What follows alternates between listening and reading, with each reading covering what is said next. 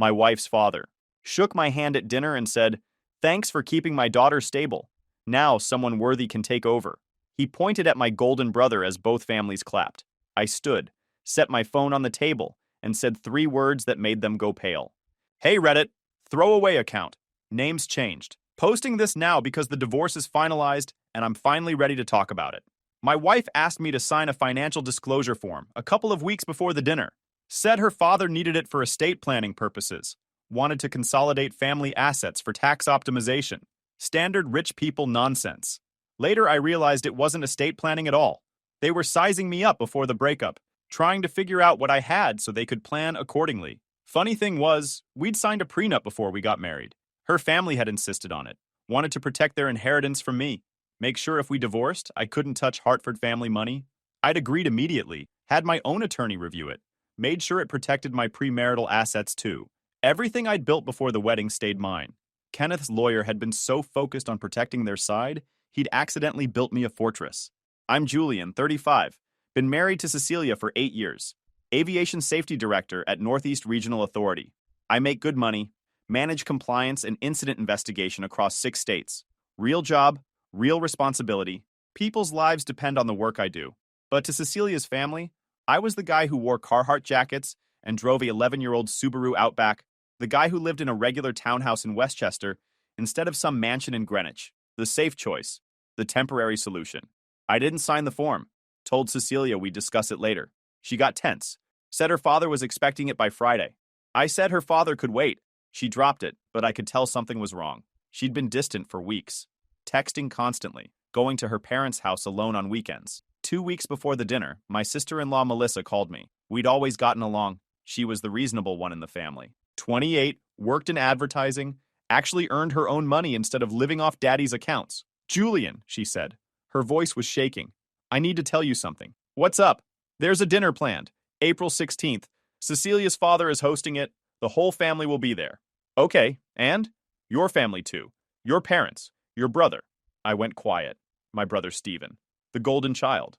The one who could do no wrong. The one my parents had spent 35 years protecting, enabling, and prioritizing over me. We hadn't spoken in 2 years. Not since I'd refused to loan him $40,000 to cover his gambling debts. Why would Stephen be there? Melissa was crying now.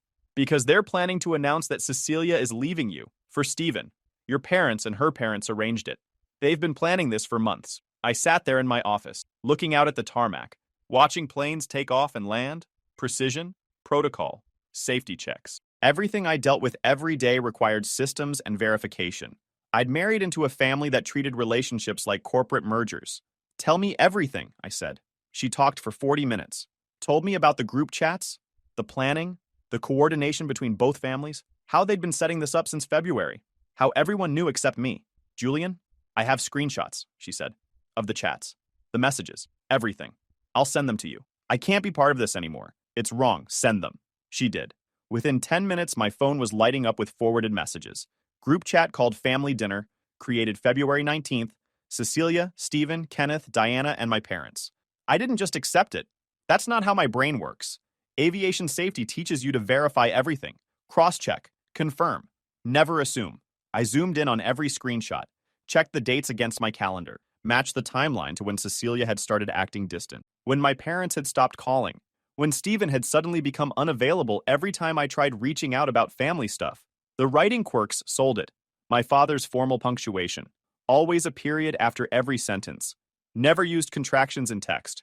My mother's habit of signing off every message with a dash and her first initial. Stephen calling Cecilia Leah, which was his nickname for her since they were teenagers. Little details you can't fake. One message from my mother made my stomach drop. She'd written, "Julian has always been the understanding one. He won't make waves. That's just who he is. The understanding one. Code for the one who always folded. The one who kept the peace. The one who swallowed his pride so everyone else could be comfortable." I felt cold, like the office temperature had dropped 20 degrees. My hands were steady, but my chest felt tight. I called Melissa back. "How did you get these?" "Cecilia showed me," she said quietly. She was venting. Said she needed someone to talk to about the logistics. She forwarded me into the group chat temporarily, so I could help coordinate some of the planning. Then she removed me. "But I'd already saved everything. Why are you telling me this?" "Because this is wrong. This is so wrong. And you've been good to my sister. Better than she deserves. I read through everything. Every message. Every plan. Every calculation about how to position this. How to make it look mutual. How to minimize my ability to push back. The charity gala happened the week before the dinner. Pediatric cancer research benefit at the Waldorf. Black tie. I'd donated $35,000. Cecilia knew about it. She'd been thrilled about the attention it would bring. The recognition. The social currency. We walked in together, but within 10 minutes, she drifted toward her parents. They were at a table with Stephen, my brother. My parents sitting right there with them. All of them laughing, posing for photos. I walked over. Cecilia's father, Kenneth, saw me coming. 61, corporate banking executive, the kind of guy who measured success in club memberships and vacation home locations. Julian, he said, shook my hand too hard. We were just taking some family photos. I'm family. Of course. Of course. He gestured vaguely. But we wanted some shots of just the core group. You understand? No, I don't. My own mother, Caroline, stepped in. 58, former socialite, spent her whole life chasing status through her sons. Except only one son counted. Julian, don't make a scene. These photos are for the foundation newsletter. They want established families. Stephen just made senior analyst at Whitmore Capital. It's better optics. Better optics. My wife was posing next to my brother, while our parents smiled and acted like I wasn't standing right there. Stephen looked at me, smirked, 32 years old, 6 feet tall, designer suit, the confidence of someone who'd never faced real consequences for anything. Hey, Jules. Good to see you. Cecilia was just telling me about your trip to Vermont last month. Sounds nice. He called me Jules. Knew I hated it. Did it anyway because he knew no one would call him on it. I left, went to the bar, ordered a drink, watched them from across the room, watched Cecilia laugh at something Stephen said, watched Kenneth pat Stephen's shoulder, watched my own father, Gerald, 63, retired attorney, nod along to whatever story Stephen was telling. Melissa found me 20 minutes later. I'm sorry, she said. For what? For all of it. I didn't know about the photos until tonight. Mom planned it with your parents last week. Great! Julian, you need to prepare yourself. The dinner is in 6 days. They're going to do it publicly. They want witnesses. They want it to feel official. Why are you telling me this? Because you've been good to my sister. You've been good to our family. And this is wrong. This is so wrong. I finished my drink. Watched Cecilia pose for another photo. She was glowing, happy, more animated than I'd seen her in months. She wants this, I said. Melissa looked at her shoes. Yeah, she does. The next day I was in my home office when I heard voices from the bedroom. Cecilia's door was closed, but the walls were thin. She was on the phone. No, Mom, I'll say exactly what we rehearsed. I want what's best for my future. That's the line.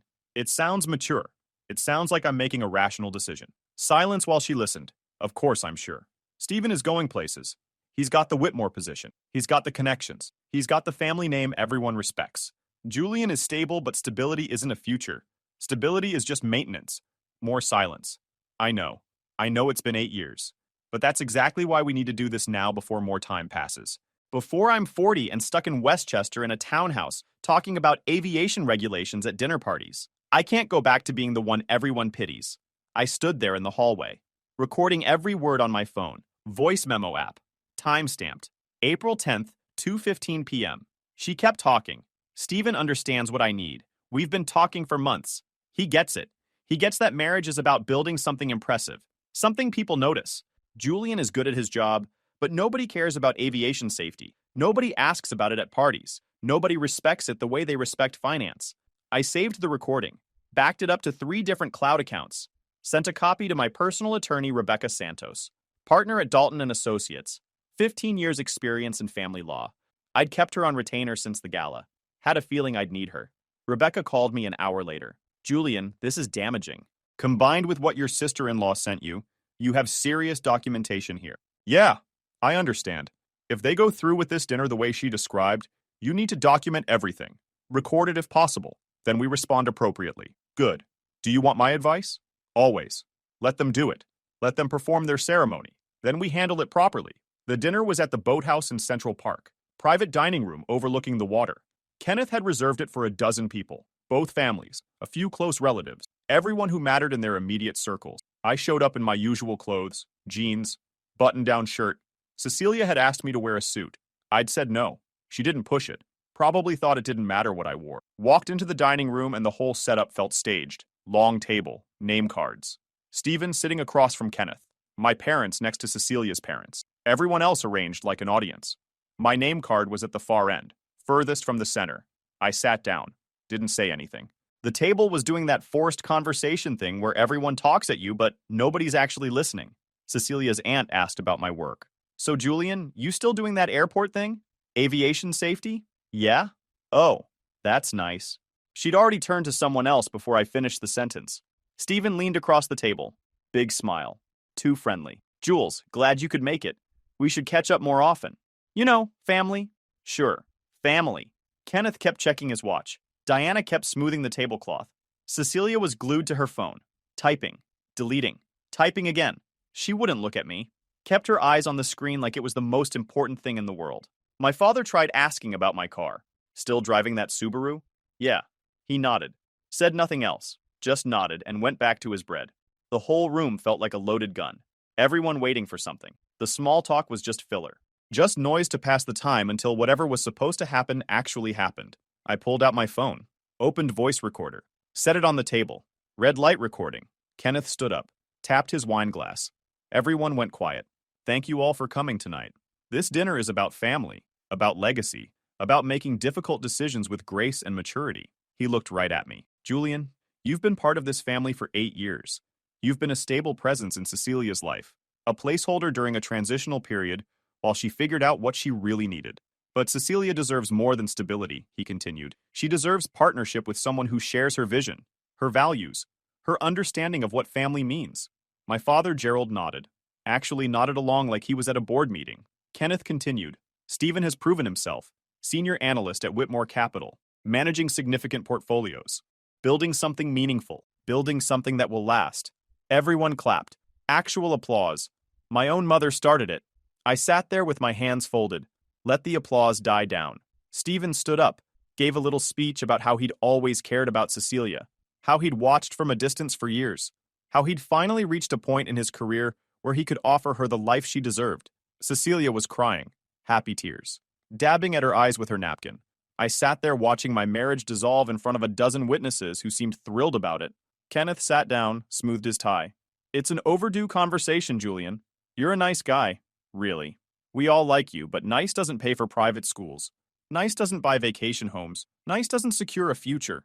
We've been married 8 years, I said. And you've been struggling for 8 years. Kenneth's voice was gentle now, pitying. Still renting that townhouse in Westchester. Still driving that 11-year-old Subaru. Still working at what is it?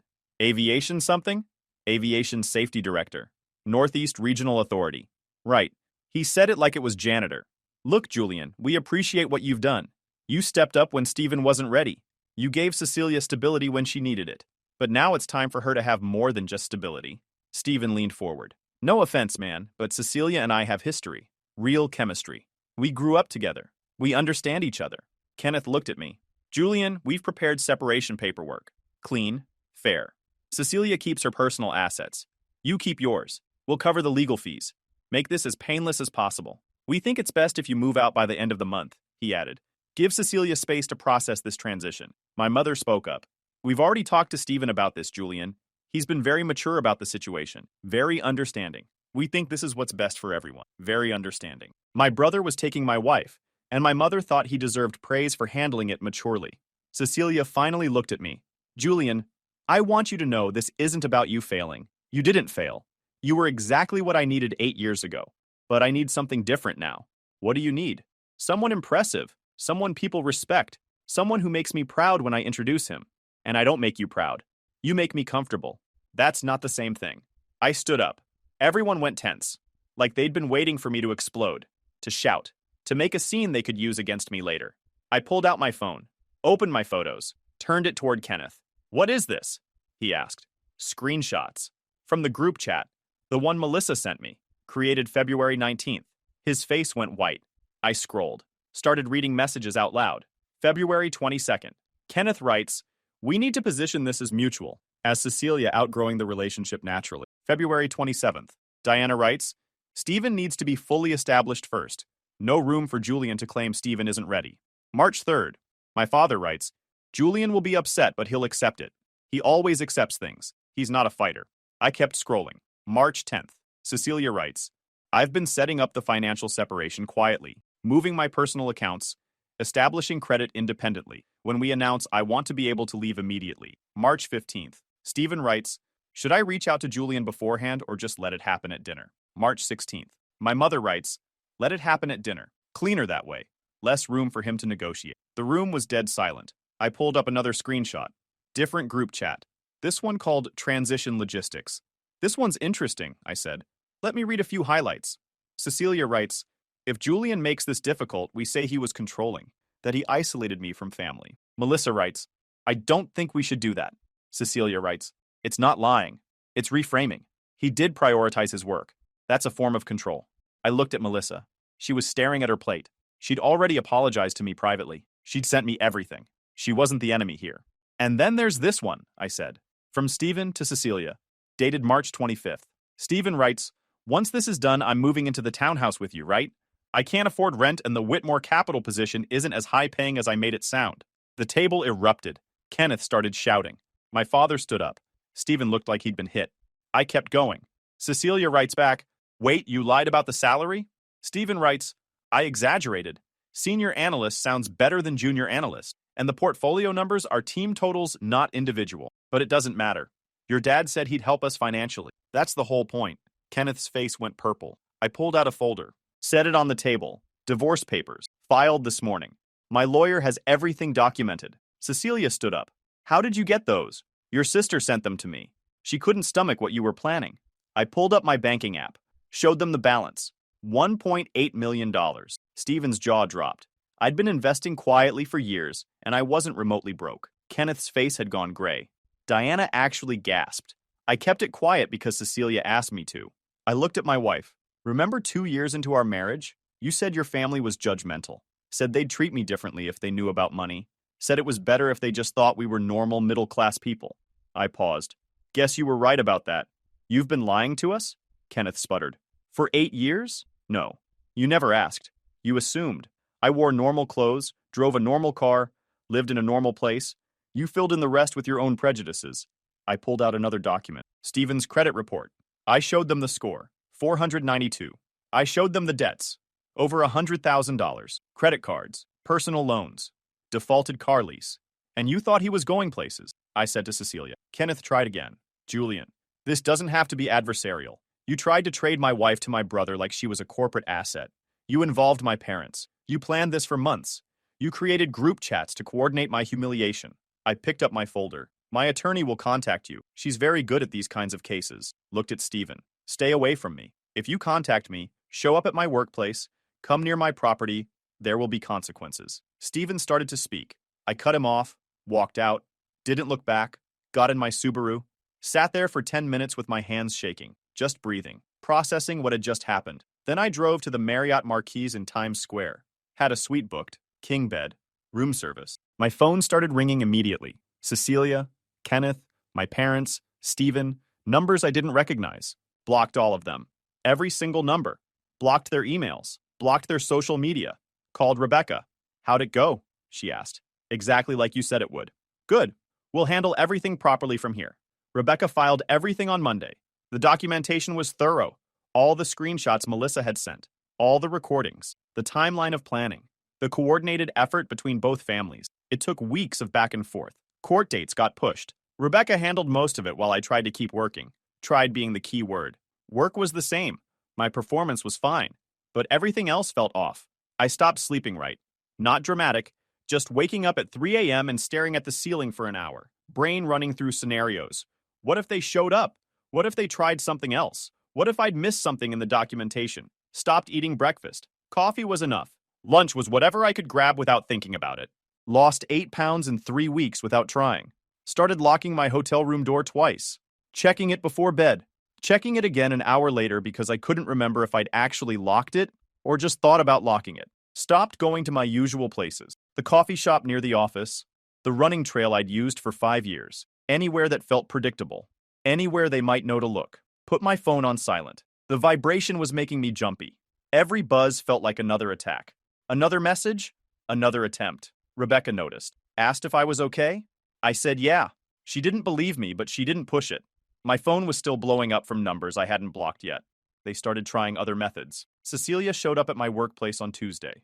Security called me. There's a woman in the lobby claiming to be your wife.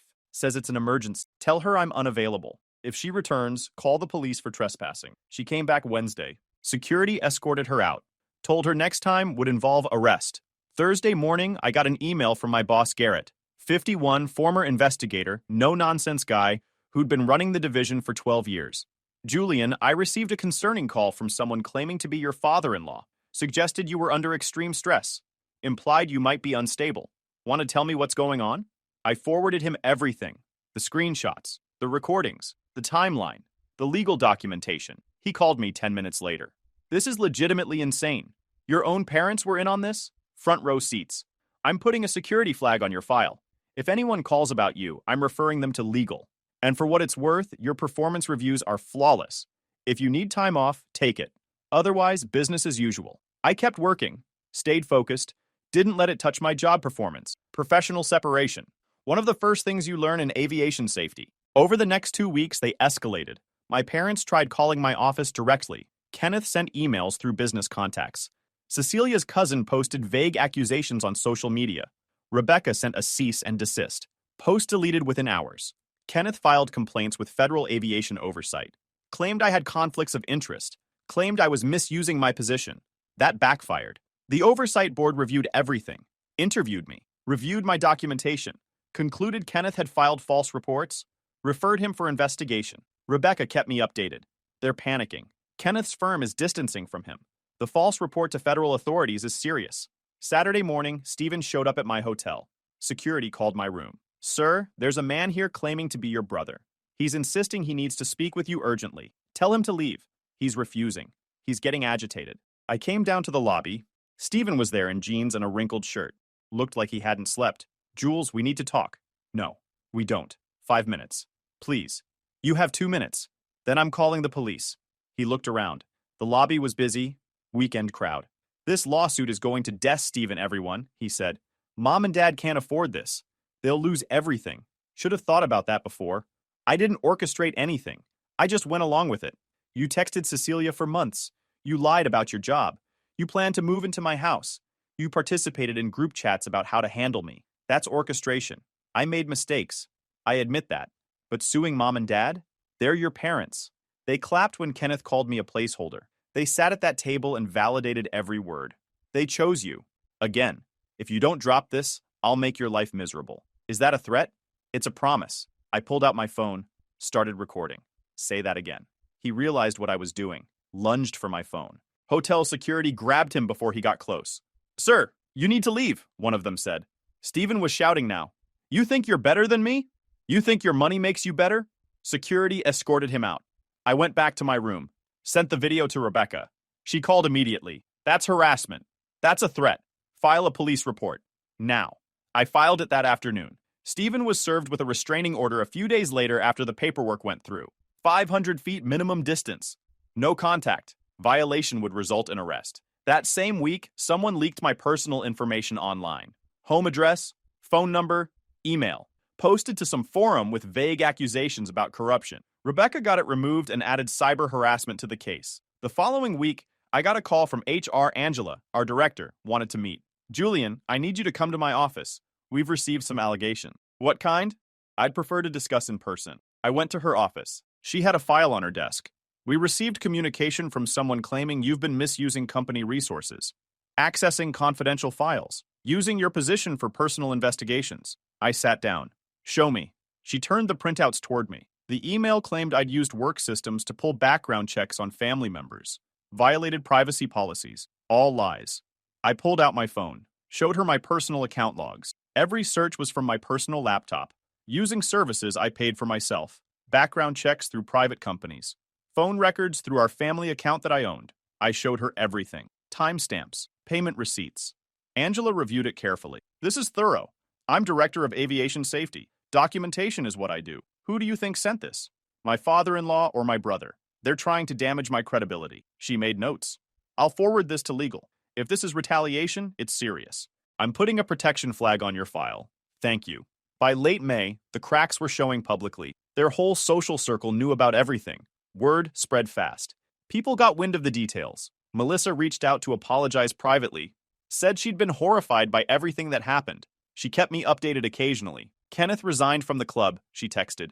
Too many people asking questions. Diana stopped going to her charity meetings. Nobody's accepting their invitations anymore. And Cecilia? She's living with them. The townhouse lease ended and she couldn't afford to renew it. She's working full-time now. First job in 8 years. Paralegal. Makes $48,000 a year. And Stephen? Melissa sent a link. Stephen had left Whitmore Capital, now listed as financial consultant, which means unemployed, I replied. Yeah, he got fired. Gambling on company time. Terminated for cause. No severance. He's living with your parents. His credit is too damaged for apartment approval. Settlement offers started coming. Kenneth offered $200,000 initially. Rebecca told him to revise. He revised to $400,000. We declined. Your parents are trying to settle too, Rebecca told me. Offering $150,000, they'd have to mortgage the house. It dragged. Motions, delays, paperwork. But as discovery continued, the offers climbed. Kenneth eventually hit $600,000. My parents stayed at $150,000 with the mortgage requirement. Cecilia offered her BMW and $8,000 cash, all she had. Cecilia was countersuing, claiming I'd stolen marital assets, hidden money, committed fraud. Rebecca laughed when she saw it. This is desperation. She signed a prenup. This'll get dismissed. It got dismissed 3 weeks later. Judge ruled the prenup was valid. I'd disclosed everything required. Cecilia's lack of curiosity about finances during marriage wasn't fraud. Mid-July, Stephen violated the restraining order. I was at my new house in Hudson Valley.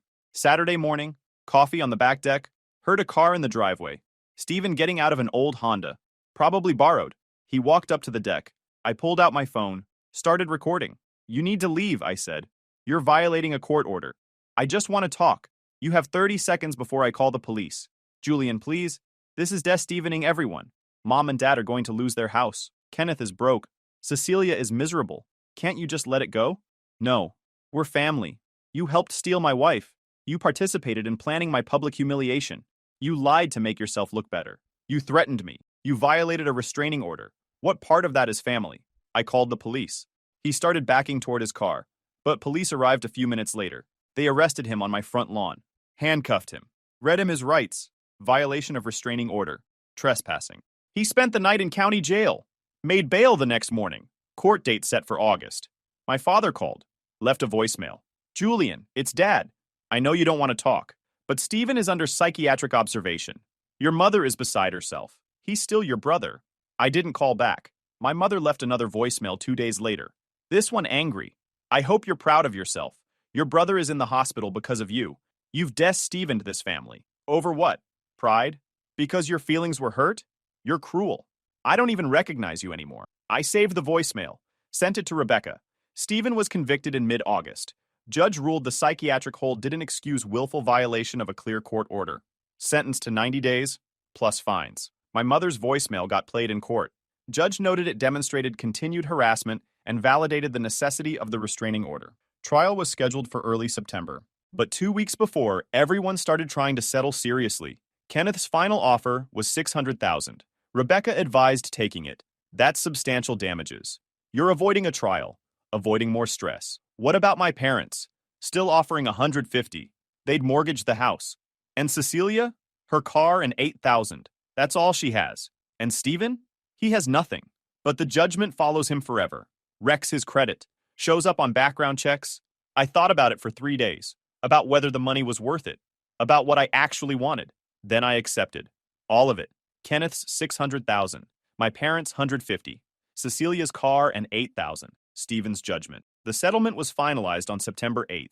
Kenneth paid from retirement accounts. 30 years of savings, gone. My parents took a second mortgage to cover their share. They'd be paying it off for the rest of their lives. Cecilia signed over her BMW. I sold it. Stephen's judgment stood. $100,000 he'd never pay. But it would wreck his credit for another decade. Follow him on background checks. Haunt every financial decision. The divorce from Cecilia was finalized the same day. September 8th, 2024. The prenup held. The marital estate was tiny. Joint checking with $16,000. She got half. She walked away from 8 years with $16,000 total. I kept everything I'd built. I didn't hear from any of them for months. They stopped trying to contact me directly, focused on work. Garrett promoted me to regional director in October. Solid raise, more responsibility, more impact, focused on the house. renovated the master bathroom, added a home office, built a deck extension, made it mine, started running again, joined a hiking group, made new friends who knew nothing about any of it, started dating in November. Nothing serious, just getting back out there. Remembering what it felt like to meet people without baggage, met someone at a professional conference in November, Aviation and Infrastructure Symposium. She was presenting on structural engineering, 36, smart, independent, had her own career, own money, own life. We started talking about building codes and safety regulations, ended up talking for 3 hours about everything else. Books, travel, philosophy, life. She didn't care about my car or my clothes or my bank account. Cared about ideas, values, character. We took it slow. No pressure. No expectations except honesty and respect. By December, we were seeing each other regularly. By March, exclusive.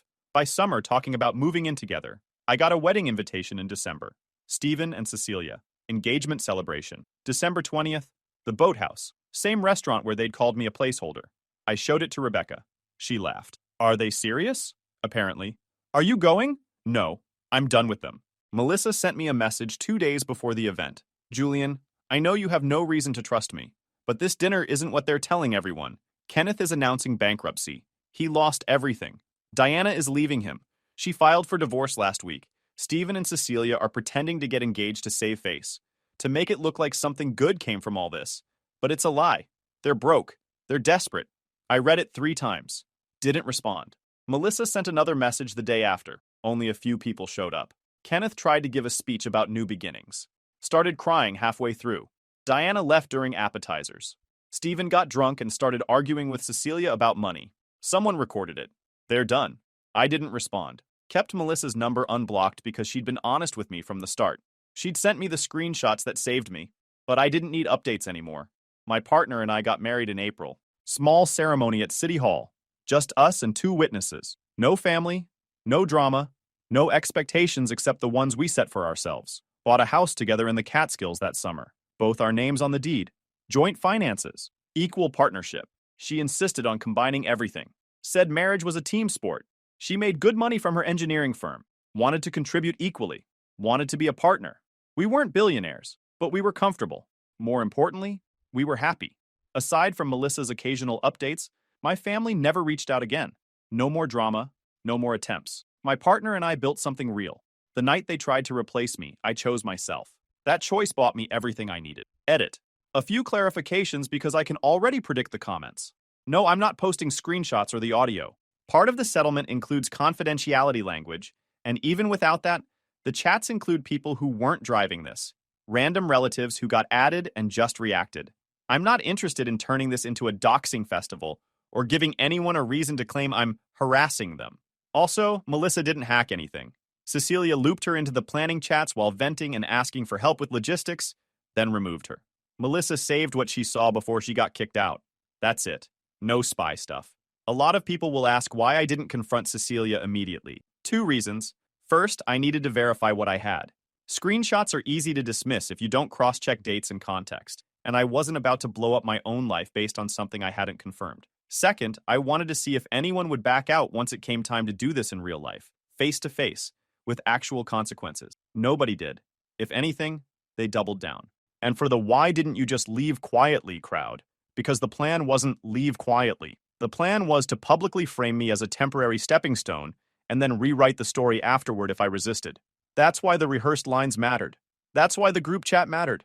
I wasn't going to give them a clean narrative while I got shoved out the door. Last thing, I'm not looking for advice on reconciliation. There isn't going to be reconciliation. I'm not keeping the door open. I'm just posting now because it's over, and I can finally talk about it without worrying that every sentence will end up as an exhibit. Guys, we are so close to hit 100,000 subscribers on this channel. If you are not subscribed to the channel, please consider subscribing. It really helps hit that 100,000 mark. Thanks for making this dream come true.